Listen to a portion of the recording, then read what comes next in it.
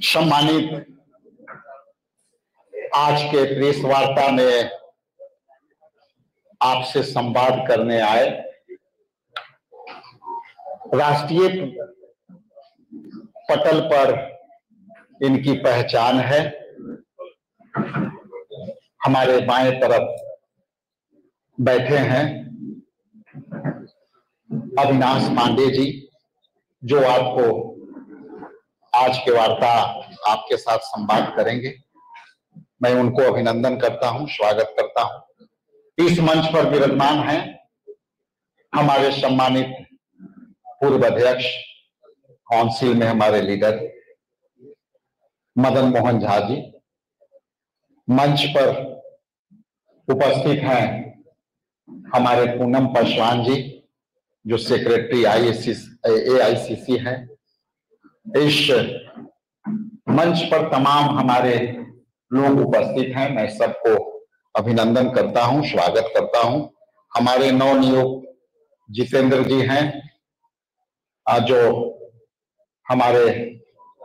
बिहार प्रदेश Congress committee के कोषाध्यक्ष नियुक्त हुए हैं। मैं उनको भी धन्यवाद और आभार प्रकट करता हूं। मैं आपकी समय कम लेते हुए मंचासीन सभी को मैं नाम जानता हूं, इस प्रेस वार्ता में अभिनंदन करता हूं, स्वागत करता हूं। और आप सभी लोग लोकतंत्र के चौथे खंभे के लिए मजबूत करने के लिए हमेशा तत्पर रहते हैं। मैं आप सब इलेक्ट्रॉनिक्स मीडिया, प्रिंट मीडिया और जितने यूट्यूबर हैं, मैं उनको भी अभिनंदन करता हूं, स्वागत करता हूं। मैं संक्षेप में अपनी बातें रखकर मैं अविनाश पांडे जी, जो नेशनल हेराल्ड के मामले पर आपकी प्रकाश डालेंगे, चूंकि जिस तरह से सच और झूठ की लड़ाइयां चल रही है और बीजेपी के लोग झूठे के प्रचार पर देश के सत्ता पर हाथ नीज है, तो उसकी पटाक्षेप आज हमारे अविनाश पांडे जी, जो यहाँ के प्रभारी रहे हैं, मंत्री रहे हैं, मैं उनको माइक सुपुर्द करता हूं कि सारी बातों को वो आपके सामने रखेंगे। और आपसे विनम्र निवेदन है कि इससे संबंधित 5 से 6 सवाल आप लेंगे। हम लोग चाहते हैं कि आपकी सवाल पूर्णतः हम लोग संतुष्ट करके भेजें, इसलिए आपसे आग्रह है कि सब्जेक्ट पर आधारित सवाल होगा तो हमें उस सवाल को आपके पास ऑन करने में सहूलियत होगी। बहुत बहुत धन्यवाद और थैंक यू अविनाश पांडे जी। हाँ, इसी से नमस्कार। सबसे पहले तो मैं बिहार प्रदेश कांग्रेस कमेटी के हमारे सम्माननीय अध्यक्ष आदरणीय राजेश कुमार राम जी का, हमारे पूर्व अध्यक्ष भाई मदन मोहन झा जी, मंचासीन मेरे साथी सहयोगी, मेरे छोटे भ्राता भाई चौधरी रमन साहब, हमारी बहन पूनम पासवान जी, ये दोनों सचिव रहे हैं AICC में और बहुत ही कर्मठ और अपने कार्यों से जिन्होंने बिहार के बाहर भी अपने नेतृत्व और अपने कौशल का प्रदर्शन किया है। साथ ही हमारे मीडिया के चेयरमैन भाई राजेश राठौर जी, नवनियुक्त खजांची आदरणीय गुप्ता जी, हमारी महिला कांग्रेस की बहन प्रतिमा बहन सर्वजहां सम्मानीय नेता है पटना, जो कि हमेशा मेरे बहुत से दिन के नजदीक रहा। आज माननीय कांग्रेस अध्यक्ष के निर्देश पर साथियों, आप लोगों के बीच पूरे देश में जो एक आज का वर्तमान सच और झूठ की महाभारत जो चल रही है, उस महाभारत में सच का साथ, सच के साथ आप लोगों को अवगत कराने के लिए, आप लोगों से बात करने के लिए, और आज पूरे देश में अखिल भारतीय कांग्रेस कमेटी के हमारे अनेक ऐसे करीबन 70 जगहों पर प्रमुख स्थानों पर इन 2 दिनों में कांग्रेस के शीर्ष नेता मीडिया के माध्यम से, प्रचार माध्यम से जनता तक इस सच पहुंचाने का एक बहुत ही सफलतम प्रयास करने जा रहे हैं। उसी कड़ी में मैं आप लोगों के बीच यहां उपस्थित हूं। साथियों, आज आवश्यकता क्यों पड़ी कि आज विशेष रूप से कांग्रेस पार्टी को पूरे देश के अंदर प्रचार माध्यमों का सहारा लेकर जनता तक सच पहुंचाने की जरूरत क्यों महसूस हुई? आप और हम सब जानते हैं कि यह विषय नया नहीं। पिछले 13 वर्षों से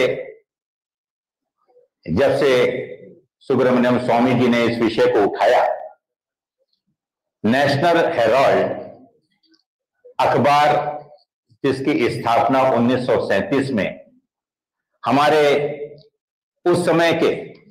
ख्याति प्राप्त और अनुभवी स्वतंत्र संग्राम सेनानी, जिन्होंने देश की आजादी के लिए अपना सर्वस्व कुर्बान कर दिया, ऐसे उन महान अनुभवों के मदद से, जिसमें आदरणीय पुरुषोत्तम दास टंडन जी, आचार्य नरेंद्र देव जी और आदरणीय रफी अहमद किदवई जी, पंडित जवाहरलाल नेहरू जी ने देश के स्वतंत्रता के आंदोलन में जन भावनाओं को जन जन तक पहुंचाने के लिए एक मीडिया हाउस की स्थापना की, जिसे इन प्रमुख नेताओं ने, प्रमुख रूप से और भी इसके साथ जुड़े हुए लोग थे, उन्होंने मिलकर अंग्रेजी में नेशनल हेराल्ड, हिंदी में नवजीवन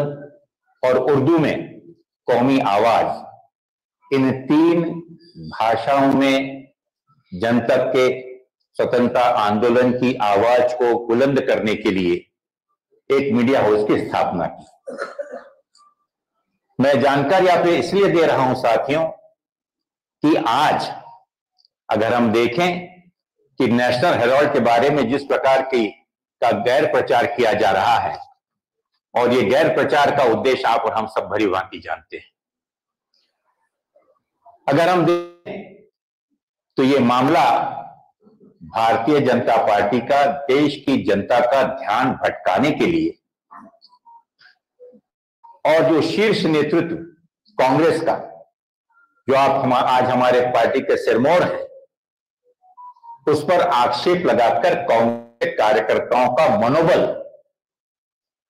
गिराने का एक षड्यंत्र है। हाल ही में आपने देखा कि अहमदाबाद में एक बहुत ही सफलतम राष्ट्रीय अधिवेशन में, जहां पर कि संगठन सृजन से लेकर संगठन को अलग अलग स्तर पर जन सामान्य की समस्याओं को लेकर एक आंदोलनकारी धारदार कार्यक्रमों के माध्यम से कांग्रेस एक नए जोश में माननीय राहुल गांधी जी के नेतृत्व में, आदरणीय मल्लिकार्जुन खड़गे जी और आदरणीय प्रियंका गांधी जी और हमारी सर्वोच्च नेता आदरणीय सोनिया गांधी जी के मार्गदर्शन में जो एक शुरुआत पूरे देश में करने जा रही है,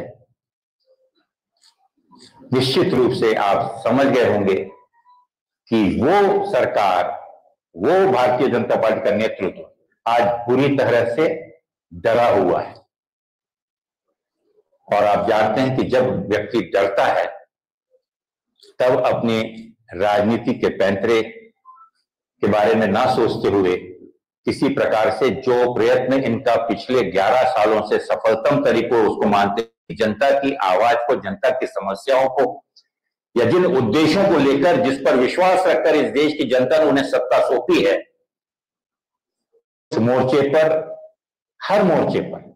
पूर्ण रूप से नाकाम होने के बाद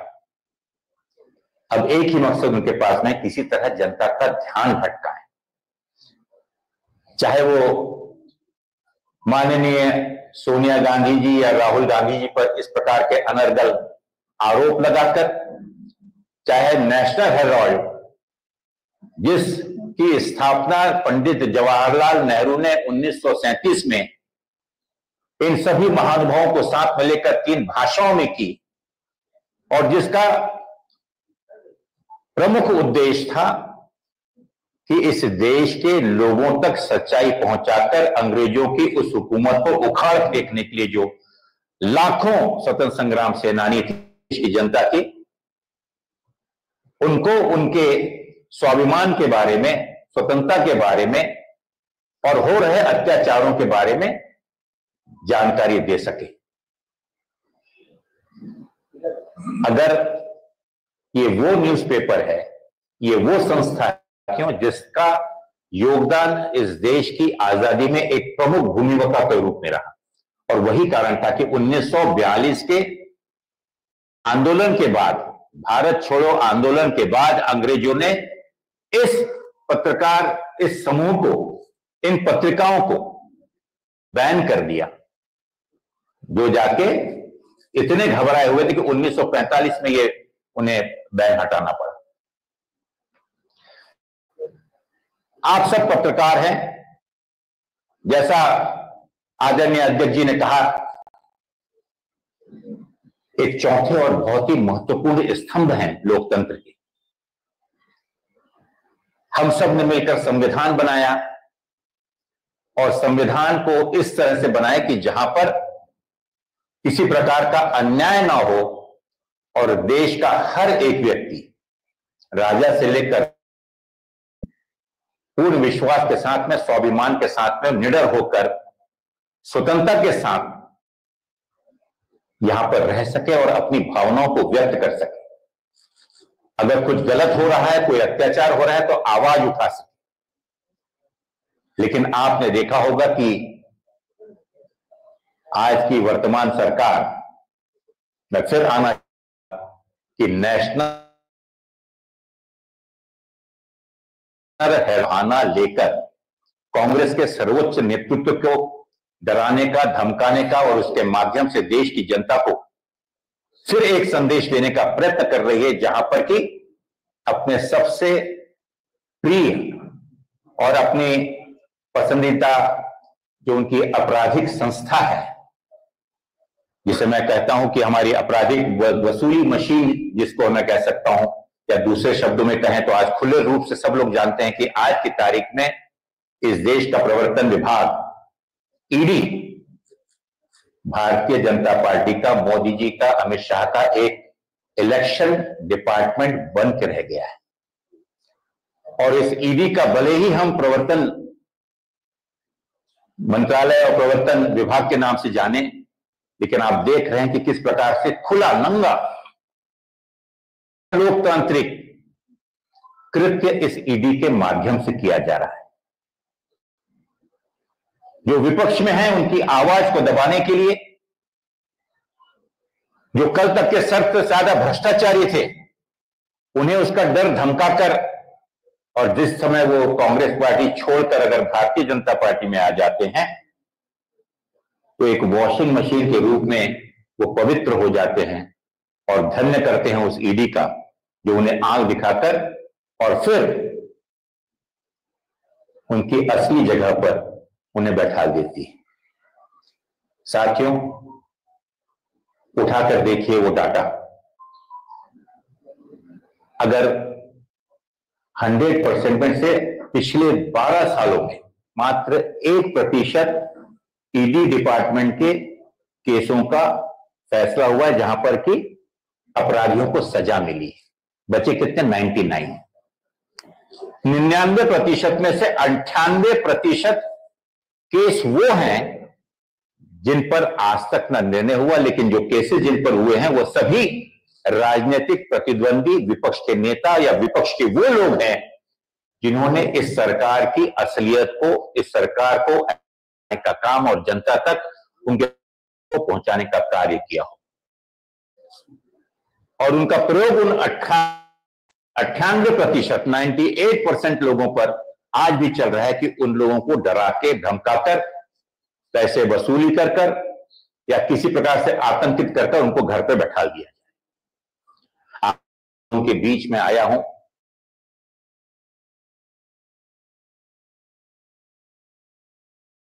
क्योंकि हमारे इस देश की धरोहर है कि स्थापना माननीय पंडित जवाहरलाल नेहरू जी ने की। इस देश के स्वतंत्रता संग्राम सेनानी अपने खून पसीने से सींचा। आज उससे जिसका प्रतिनिधित्व आप कर रहे हैं,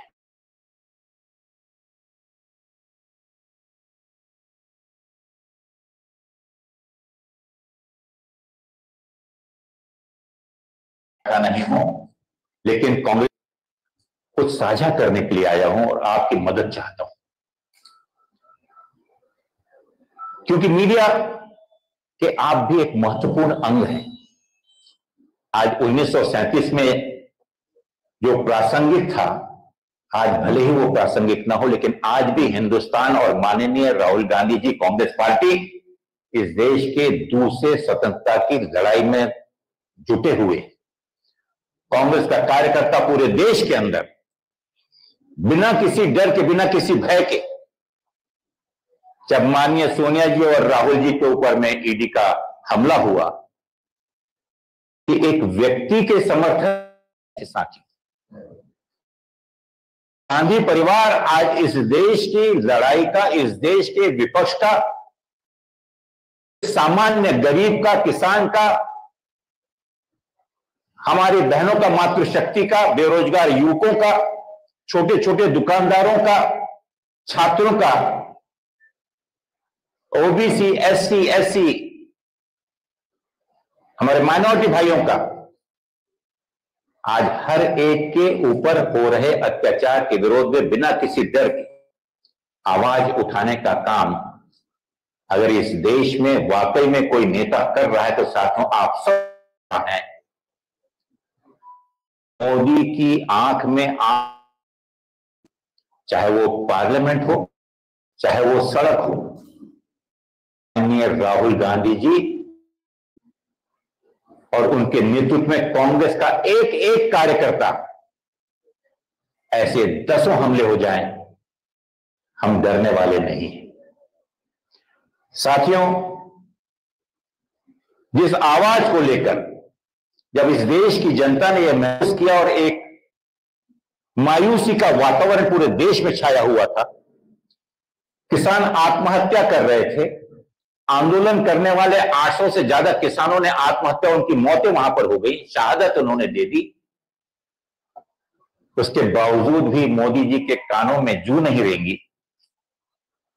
और उन पर अत्याचार करने के बाद जब देखा कि पूरे देश का माहौल बुरी तरह से विरोध में भड़क रहा है, तो उन्हें उन 3 काले कानूनों को वापस ही नहीं लेना पड़ा। लेकिन उस समय भी उनने जो आश्वासन दिया था साथियों, वो खतरा आज भी टला नहीं। कहना मैं ये चाहता हूं कि आपके माध्यम से, मीडिया के माध्यम से, नेशनल हेराल्ड एक ऐसा सिंबल बना हुआ है इस लड़ाई का,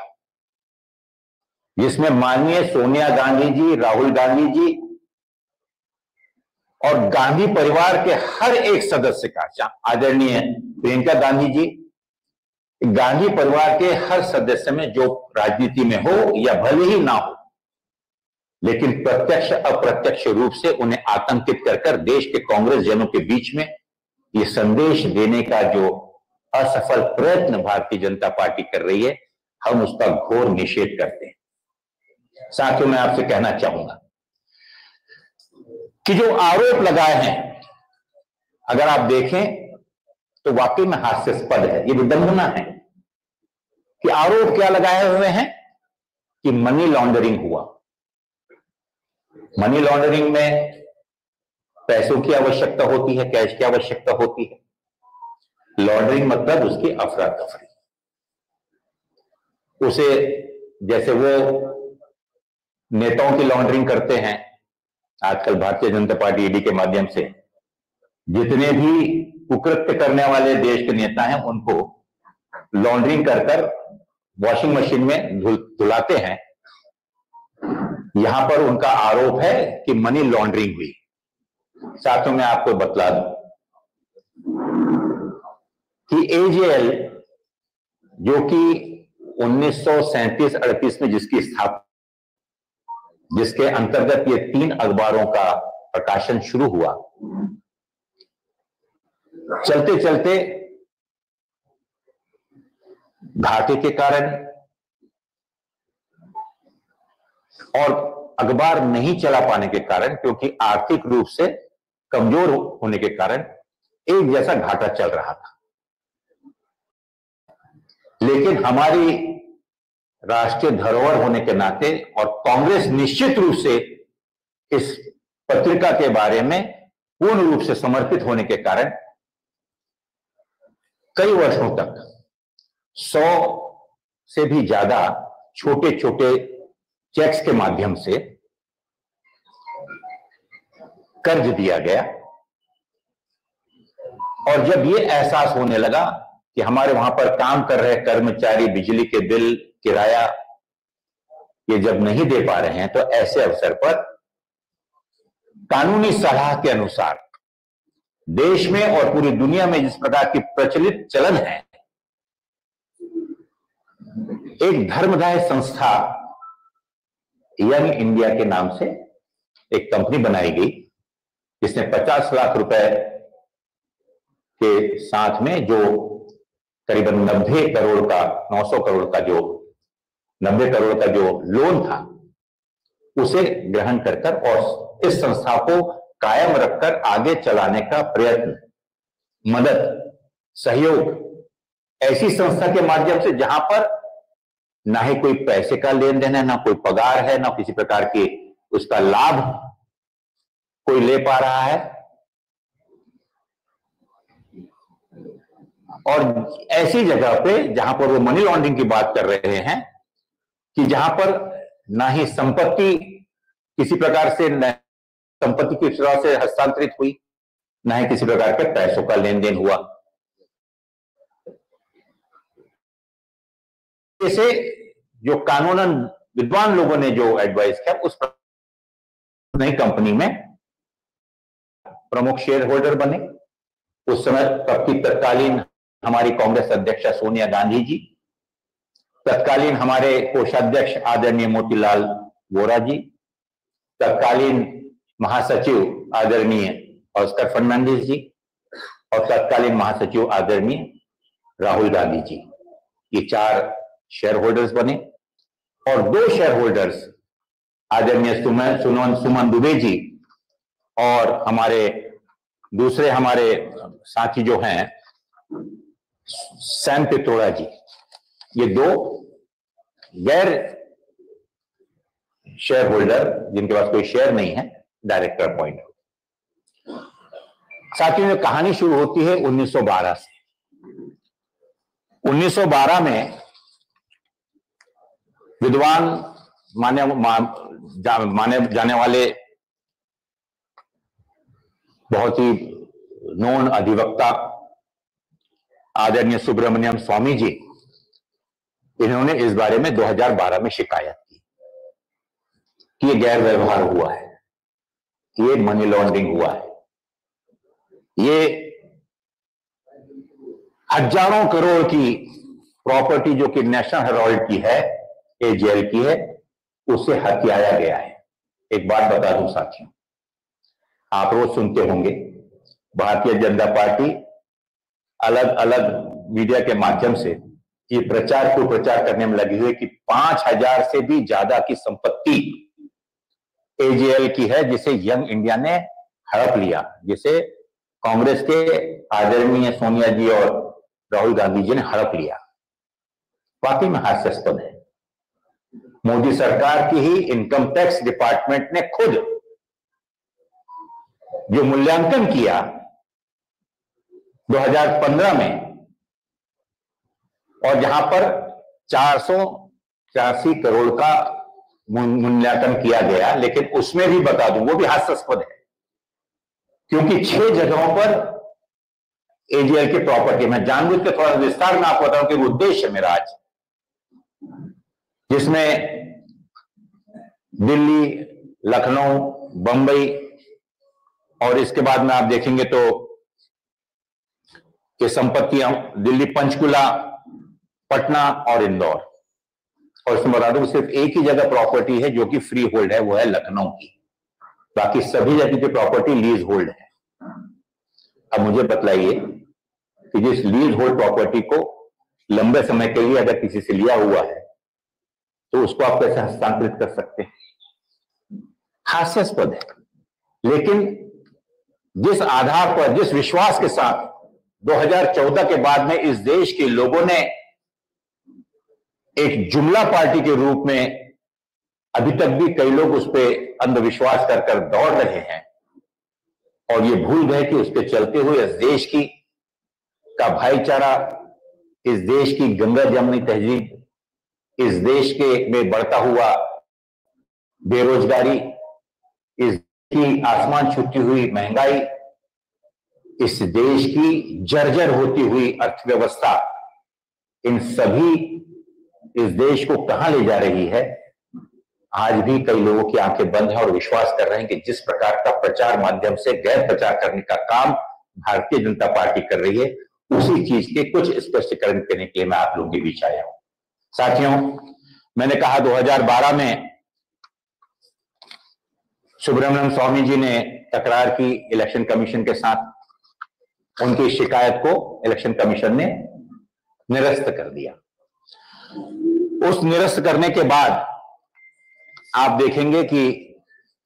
2015 में फिर ये शिकायत ईडी के पास की गई और ईडी के पास में फाइल, केस पहुंचा दिया गया, फाइल को बंद करके रख दिया गया। 2020 आया, सुब्रमण्यम स्वामी जी ने मोदी जी के ऊपर में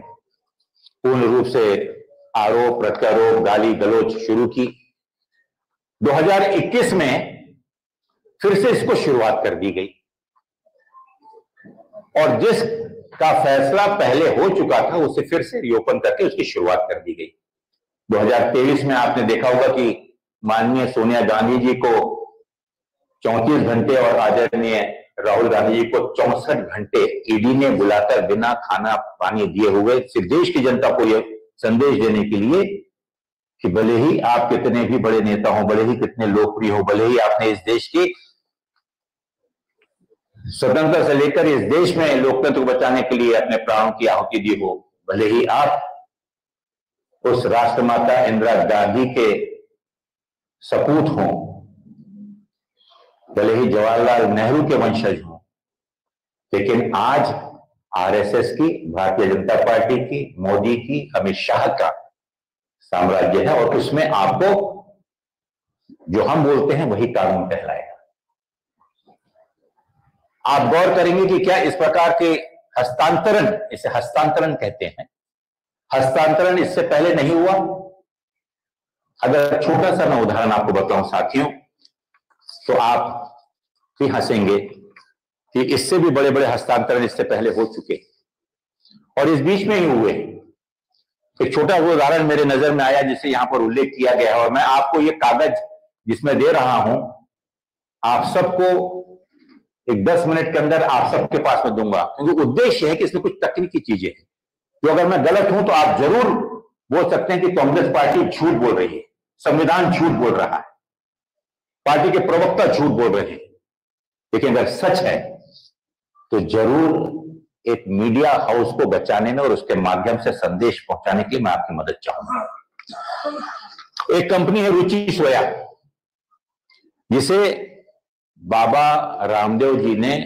पातंजलि जी ने खरीदा था। पातंजलि उनकी कंपनी है, आप जब जानते हैं, रामदेव बाबा जी को आप जानते हैं। एक शब्द भी कहीं उठा। एक दूसरा उदाहरण बता दूं, मोदी सरकार ने वोडाफोन के 36,000 करोड़ रुपए माफ कर दिए। 36,000। करोड़ रुपयों को माफ किया गया और यहां तक कि उसका स्वामित्व भी हाथों में ले लिया, जो अब 22.6% से बढ़कर अब आज की तारीख में 48.99% हो गया है। क्या यह कानूनी है?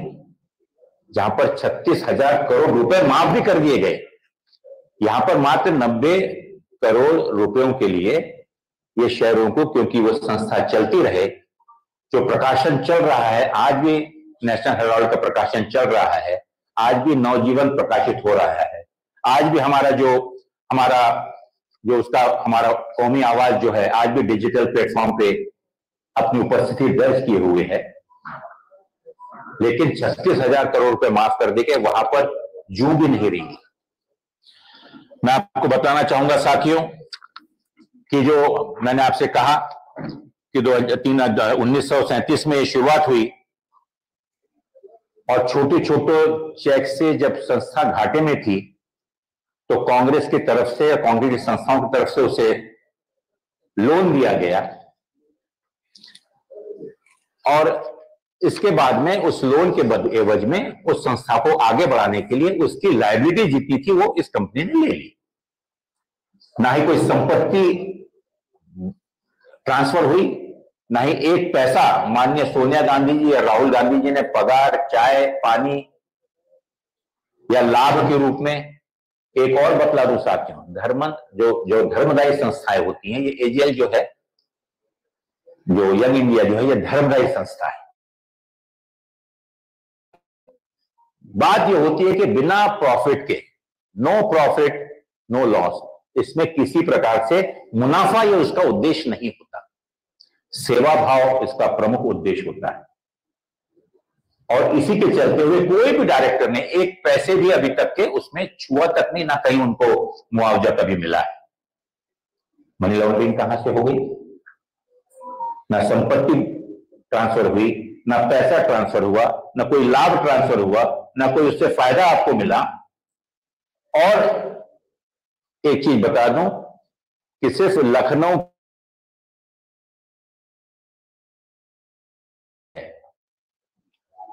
संस्था की, उसके अलावा लीज होल्ड प्रॉपर्टी जिसमें से 1 इंच भी आप नहीं बेच सकते, ये उसकी बिल्कुल प्राथमिक अंडरस्टैंडिंग, सबसे पहला उसका नियम है। तो साथियों, मैं आपसे ये कहना चाह रहा था कि इन सब बातों के बाद एक चीज गौर करें कि देश में लोकतंत्र को खत्म करने के लिए, इस देश के अंदर में एक प्रकार से तानाशाही वातावरण को और ज्यादा मजबूती की ओर बढ़ाने के लिए जिस प्रकार से सरकारी मशीनरियों का दुरुपयोग करते हुए अपने सभी राजनीतिक प्रतिद्वंदों को डराने के लिए, धमकाने के लिए, और आप सब जानते हैं कि आज की तारीख में माननीय मोदी जी हों या भारतीय जनता पार्टी का कोई भी नेता हो, अगर रात में भी अगर किसी को हिला के अगर मोदी जी को उठाए तो उनके मुंह पे, जबान पे एक ही नाम होता है, और वो नाम क्या है? राहुल गांधी, कांग्रेस पार्टी। क्योंकि वो ये जानते हैं कि कांग्रेस का कार्यकर्ता, कांग्रेस की वो सोच, कांग्रेस का वो खून, पसीना, त्याग इस देश के एक एक गांव के कण कण में बसा हुआ है। राजनीतिक परिस्थितियां बदलती रहती हैं, लेकिन ये परिस्थिति वो भी जानते हैं कि ज्यादा दिन झूठ नहीं टिक सकता, झूठ की उम्र ज्यादा नहीं होती। और आज वो देख रहे हैं कि माननीय राहुल गांधी जी एक ऐसा नौजवान, एक ऐसा नवयुवक जिसके ऊपर 10 प्रकार का दबाव तंत्र, आतंक करने का डर, सब प्रकार से कोशिश कर लिया, लेकिन टस से मस ना होते हुए सच्चाई के मार्ग पर जनता की आवाज को लेकर, जनता की भावनाओं को लेकर, सिर्फ पार्लियामेंट में बैठकर नहीं, ना ही सिर्फ जन सामान्य जो हमारी रैलियां होती हैं या जन संबोधन होते हैं, कश्मीर तक और मणिपुर से मुंबई तक 10,700 किलोमीटर से भी ज्यादा की यात्रा जो व्यक्ति लाखों कार्यकर्ताओं के साथ जन भावनाओं को साथ में लेते हुए गरीब किसानों को, गरीब महिलाओं को, जिनका उत्पीड़न हुआ, ऐसी बहनों को गले लगाते हुए उन युवकों का एक आशा और उम्मीद की किरण बनकर जो पढ़ा लिखा नौजवान जो आज बेरोजगार घूम रहा है, या उस उत्पीड़ित दलित, आदिवासी और ओबीसी समाज है, अगर उनकी आशा और उम्मीद कर जो व्यक्ति ने अपने एक तपस्या, आंधी, तूफान, बर्फबारी, बरसात, हर प्रकार के मौसम में बिना रुके जो चलता रहा, निश्चित रूप से इस देश की जनता ने उसे दिल में तो बैठा रहा है। जहां पर चाहे वो लाडली बहन हो, चाहे किसानों की दुगनी आमदनी हो, या 2 करोड़ रोजगार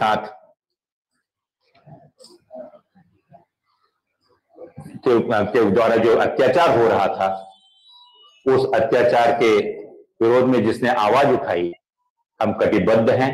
ना ही हम डरने वाले हैं, और ऐसे लोगों से तो नहीं। उन्होंने जब ये स्वतंत्रता संग्राम की आवाज उठाई, जो आरोप उठा रहे हैं, आप जानते हैं वो कौन? ये वही आरएसएस जो अंग्रेजों के साथ हाथ में स्वतंत्र संग्राम उस विरोध में कर रहे थे। को लगता है कि जब हम तब नहीं डरे तो क्या? कदापि नहीं। आदरणीय नेतृत्व में, आदरणीय गांधी जी के नेतृत्व में, आदरणीय गांधी जी के नेतृत्व में, और हमारी सर्वोच्च नेता सोनिया गांधी जी के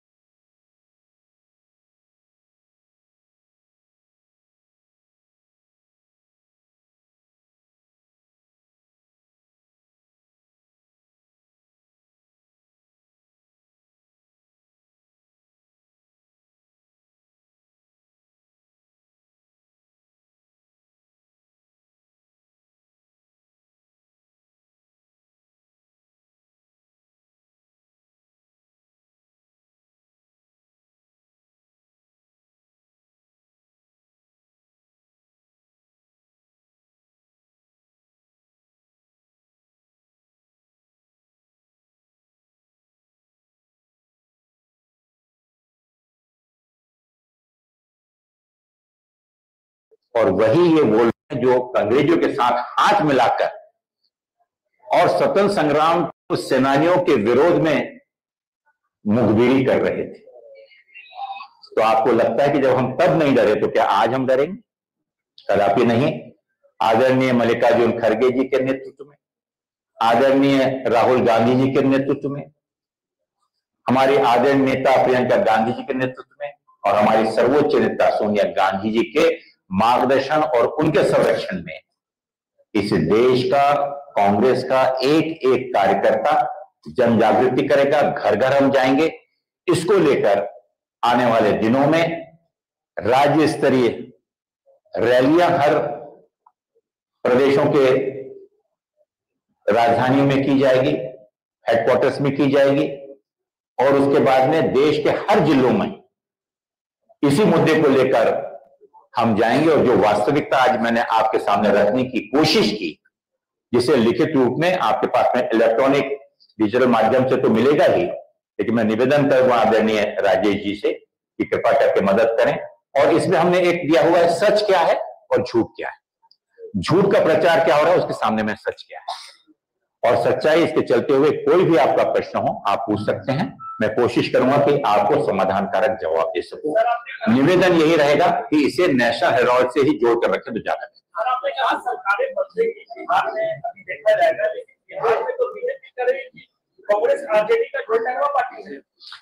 बहुत दूर नहीं है, समय ज्यादा बचा नहीं है, घोड़ा और पानी नजदीक है। हम खुद देखेंगे कि क्या हो रहा है और बहुत जल्दी आपको इसका नतीजा देखने मिलेगा। आप कहते हैं कि मुद्दों से ध्यान भटकाने के लिए बार बार नेशनल हेराल्ड का मुद्दा उठा दिया जाता है, तो अभी कौन सा ऐसा मुद्दा आपको लग रहा है जिसे ध्यान भटकाने के लिए उठाया गया है? क्या वक्फ बोर्ड बिल वाला है? क्यों सिर्फ वक्फ बोर्ड ले रहे हैं? देश के बेरोजगार की रोजगारी कहाँ है? देश में मूल्य का रुपए की जो मूल्य गिर रहा है वो कब रुकेगा? देश के अंदर में औद्योगिकरण के नाम पर जो कारखाने और बंद हो रहे हैं वो कब खुलेंगे? देश में जो महंगाई आसमान छू रही है, सामान्य जनता किसानों को 2 टाइम की रोटी मौत नहीं हो रही है, उस पर कौन जवाब देगा? देश की सड़कें, देश की शिक्षा, देश का स्वास्थ्य कैसे सुधरेगा? देश में जो आपने 15 लाख रुपए देने की बात की थी तो वो तो छोड़ दीजिए, लेकिन देश में जो वादा आपने किया था लाडली बहन के नाम पर लोगों को, हमारी बहनों को मदद करने की, और जो आज उनको लाठी मारकर और लात मारकर उन्हें दूर कर दिया जा रहा है, उस पर प्रश्न कौन पूछेगा? साथ ही अनेक ऐसे प्रश्न हैं जो लोग भोग रहे हैं, भुगत रहे हैं। आज आपको यह महसूस हो सकता है कि आज जो एक भाईचारे का वातावरण था, कोशिश की जा रही कि रोज जिम्मेदार मुख्यमंत्री, मंत्री, union minister, cabinet minister, MP, वो आज उनका वक्तव्य आप सुनेंगे तो हिंदू मुसलमान से हटकर आपको कहीं पर किसी प्रचार माध्यम या कहीं पर इससे हटकर कोई चीज दिखती है? क्यों चर्चा नहीं होती कि इस देश के अंदर में जो रोजगारी थी वो आज सबसे ऊंचे स्तर पर है? क्यों ये चर्चा नहीं होती कि आज जो भाव अनाज के थे वो आज आसमान छू रहे हैं? इस चीज की चर्चा क्यों नहीं होती कि जो निजी शैक्षणिक संस्थाएं हैं उनको और बढ़ावा दिया जा रहा है और जो सरकारी संस्थाएं थी जहां पर कि गरीब का, किसान का, मजदूर का बेटा पढ़ा करता था, वो सब बंद हो रही है? ये प्रश्न क्यों नहीं उठाया जा रहा कि आज स्वास्थ्य के नाम पर जो वादा आपने किया था वो वादा तो छोड़ दीजिए, लेकिन मैं खुद आपके ही माध्यम में देखता हूं कि गरीब, बीमार, किसान और